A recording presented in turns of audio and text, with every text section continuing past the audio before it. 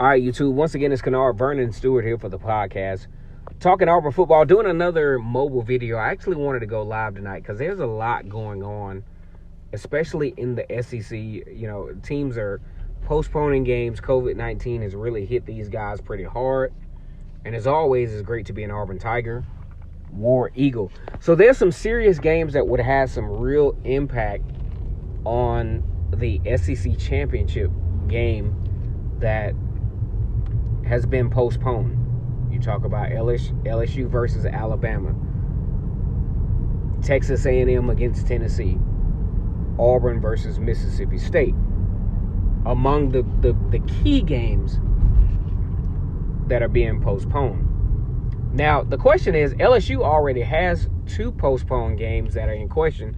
So my thing is, does the SEC stretch out the SEC championship game to the 19th? Or does the SEC just say, hey, let's pick the game between LSU and Florida that will have the most impact? Because LSU is obviously out of the question as far as a team that is contending. Is Auburn going to be able to take on Tennessee next week with the quarantine? You're going to be talking about 3 straight weeks that the Auburn Tigers have not been able to play a football game. It's just really crazy right now. And when we come into the season, we had to know that at a certain point that there was going to be some type of debacle with this COVID-19. Now, looking at it from an Auburn perspective, okay, so you cancel the Mississippi State game. Now you got 12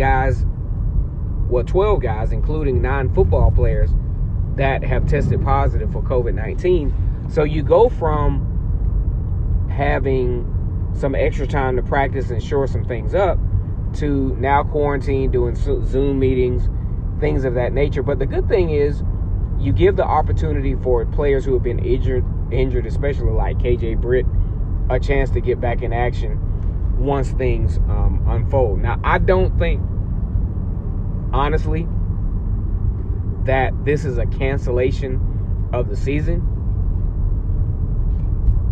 It's just a natural course of things that was going to happen anyway. As it turns out, Mississippi State just didn't have enough players to qualify, enough scholarship players to qualify to be able to play in this game against Auburn. That's the biggest thing that happened, because apparently the 9 guys that Auburn have quarantined or COVID-19 or whatever, Auburn still could have played. It's not necessarily on Auburn as to why this game won't take place.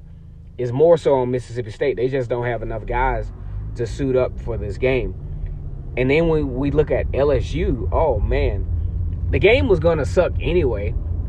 We always look forward to the Alabama versus LSU game, but nobody was really checking for that game this year, because between opt-outs and between inexperience and between NFL depletion of this particular team, I mean, LSU was about to get blown out on an epic level against Alabama. Because if you think about the fact that, you know, Mississippi State moved the ball at will against LSU, Auburn moved the ball at will against LSU, I mean, you just knew that with a Heisman candidate in Najee Harris, this thing was going to get real ugly down in Baton Rouge.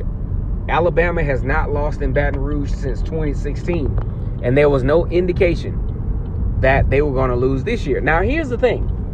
Auburn is going to always look back this particular season like they've always looked back and said that there's always that one game that got away.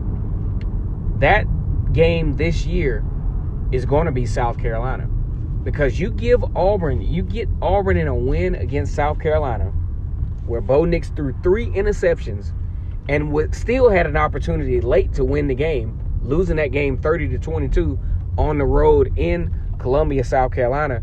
You have a situation to where Auburn has a more plausible sense of relevancy as far as making it to the SEC championship game. Now, there is no team scheduled for Alabama that even gives the chance for Auburn to get in. But what Auburn has to do, let's just say, given this COVID-19 stuff, that they're able to face Tennessee. You beat Tennessee. You should. Then, I mean, the Alabama game, I just don't know. These guys are so talented, and Auburn is still trying to piece some things together. Then let's just say you beat Texas A&M. You finish out the season 7-3. That's a small percent error as to what we thought Auburn would do anyway. I thought Auburn at the optimal level would go 8-2 with losses to Georgia and Alabama. Looking back, let's just say they play Georgia later on in the season. They might have had a chance to beat Georgia, especially as demoralized as Georgia has become at this point. So just imagine Auburn facing Georgia when they normally would have, considering two demoralizing losses, one to Florida, one to Alabama, that has these guys thinking like, man, we're just not where we need to be. We have no chance to make the SEC championship. How much different would that game have been if Auburn did not have to face Georgia the second week of the season? And those are all the questions that come about because of the current situation that we're in.